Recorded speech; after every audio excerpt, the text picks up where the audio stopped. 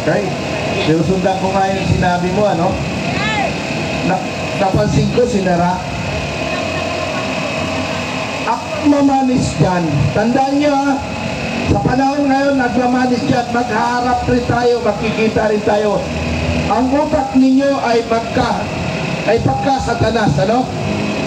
Hindi nyo pag-aari yan. Mga walang niya kayo. Hindi nyo pag-aari yan.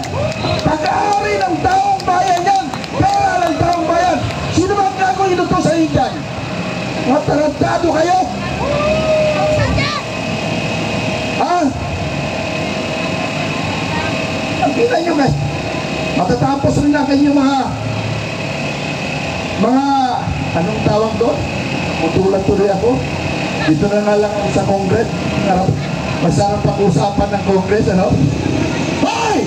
Congressman! Mga gago kayo! Harapin nyo ako! Pero ngayon, hindi ko hamunin na suntukan yung Speaker of the House. Dahil si Romualdez, 10 beses ko hinamon na suntukan. Ayaw pumatol, ayaw natanggal. Di ba natanggal natin? Kailan ba natin natanggal ang Speaker of the House? September 17. Natakot. Ha? Natakot. May takot din pala ng ating congressman, ano? Si Speaker Romualdez. Pero ang problema lang, naubos niya ang kaban ng bayan bago umatras. Pero ngayon, yung Speaker of the House ngayon, si Congressman D. Hello, sir. Saludo ako sa iyo. Wala kang ingay. Salamat, hindi ka maingay. Salamat, sana hindi ka magpadikta. Dapat ikaw ay may tunay na may dignidad, may kredibilidad na gampanan mo ang iyong tungkulin bilang isang tagapagsalita ng Congress. Huwag kayo magpadikta. Tandaan nyo, matatapos rin ang panahon ninyo.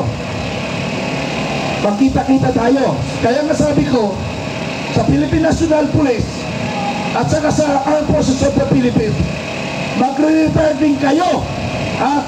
Magre-retire kayo, sana panindigan nyo, may credibility kayo mga commander. Mayroon din yung tinatawag na commander's discretion. Ano ba yung commander's discretion? Ibig sabihin, pag alam mong mali, huwag mo sundin. Hindi ka naman papatayin dyan eh. Hindi ka naman tatanggalin eh. Kung hindi transfer ka lang sa ulo. Bakit? Nakakatakot ang ulo. Mas masarap nga sa ulo eh. Tahimik eh. Pag walang barilan. Ano? Tahimik, ano? Pero ikaw, Congressman Puno, Congressman Abalos, kayo ngayon ang hinahamon ko. Anong gusto niyo hamon ko? Suntukan? Si Abalos, medyo mata-mata yata si Abalos eh. Hindi ko kaya yun kasi promotion ako rin siya. Puno! Hoy, Puno! Kinakaya mo lang si Congressman Barsaga. Ako ang harapin mo! Tarantado ka! Nasa kapangyarihan lang kayo, ginagamit yung kapangyarihan nyo sa walang kakapuntahan? Nangagago kasi yan! Ha? Ano no? Nangagago! Hindi ko narinig. Hindi, matagal na yung gago sila eh. Okay, sa madaling salita mga congressman, ano? Sa totoo lang, nakakaya niyo pa bang humarap sa tao? Yun yung tanong ko ngayon mga congressman. Nakakaya niyo pa bang humarap sa tao na kayo magnanakaw? Anin lang ang congressman na hindi magnanakaw. Pero kahit paano nagnakaw rin yung anin. Kahit paano. Piso-piso, 10 piso, 100, hindi na sinusuli ang toke. Pero ito, billion-billion of pesos. Yung mga nagsipit kay Marcos, billion-billion of pesos ang kanilang budget. Anong klase, anong nangyayari sa ating bansa? Alam niyo, mga kaibigan, nagiging normal na lang ang nakawan. Alam niyo, sa panahon namin noon, makalilay ka lang ng ninakaw na 50 milyon. Pagkatinisyo na kagad, yung 50 milyon.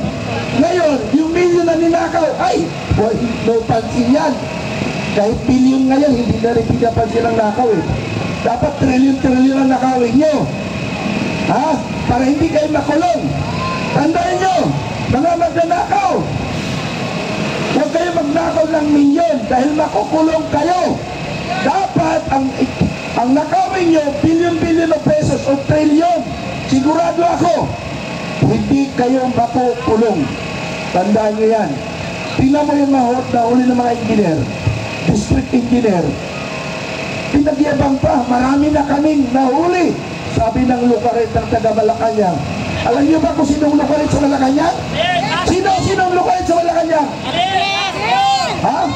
Abogado pa naman, pero tawag doon, lukarit. Hindi sa totoo lang talaga pag pinakinggan mo siya, hindi ka panipaniwala eh. Para siyang nagdagagulan ng tao si Atty. Claire Castro. Ano? Ha? Siya tagapagsalita ng taong bayan, ano? Tagapagsalita ng taong bayan si Claire Castro. Pero ang pinagtatanggol niya, si Pangulong Marcos, parang mali. Parang mali. Dapat tayo ang ipinagtatanggol niya or yung mga problema ng gobyerno, yun sana ang ipapaliwanag sa taong bayan na ito ang nagagawa ng ating Pangulo. Yung mga nagawa niya sa lubuhan natin. Ay, nalala ko nga pala, nung kami ay nung ako ay nasa Marcos pa, 2022 to 23, nasa Marcos pa ako noon. Papumunta ako sa custom, kasi meron akong kasamahan ko sa custom. Alam mo, sir, ituloy, nagre-report ako sa Malacanang. Bakit? Requirements kasi, sir, na isang linggo mag-report ako sa Malacanang. At kailangan daw makaproduce kami ng maraming pera para magpapagawa daw ng housing. In every year, 1 million per year na housing ang ipapagawa niya. Ha? Kasi nga may pangarap daw ang kanyang anak si Sandro bilang isang vice president. Oy! Blazing, may ulan. So tuloy ko lang, yung 100 million housing, sabi niya, 1 million housing project na every year, yun pala 6 years na 1 million. So yan yung panluloko talaga. Klaro-klaro ang panluloko ng ating Pangulo. Pangalawa, yung bigas. 20 pesos ang bigas. Kung yung 20 pesos daw, makakabili ka pag oras mga sakuna, bumili ka 20 pesos. Yun yung mga pangako ng ating Pangulo. Pero bakit ako humiwalay sa Pangulong Marcos? Para sa mga nahihirap dito sa kapaligiran ng Batasan, no? Ang sabi ng Marcos, kaya ako nandun sa Marcos, at sinabi niya yung nakalagay na tarpulin doon, na bangkag of democracy, yun ang gagamitin sana ni Pangulong Marcos na NGO, doon ipapasok ang pera. Pagkatapos ipasok ang pera, kami ang magmunod sa mga mahihirap. Yung perang sinasabi nila na magkukulikta nilang pera, ipamimigay sa mahihirap. So, tuwang-tuwa naman ako dahil bahagi ako na makapagbigay, makatulong sa kapwa ko mahihirap. Yung perang Marcos, ibabalik sa taong bayan. So, tuwang-tuwa ako. Problema lang mga kaibigan, after 1 year, nakalimutan ni Pangulong Marcos. Nakalimutan yung perang dapat ipabahagi sa taong bayan. Ayun, itinago ni First Lady. Alam niyo po kung sino ang sindikato sa Pilipinas?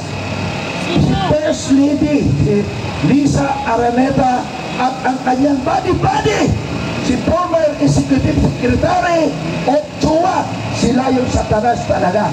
Si Ferdinand Marcos, bangag kasi yun eh.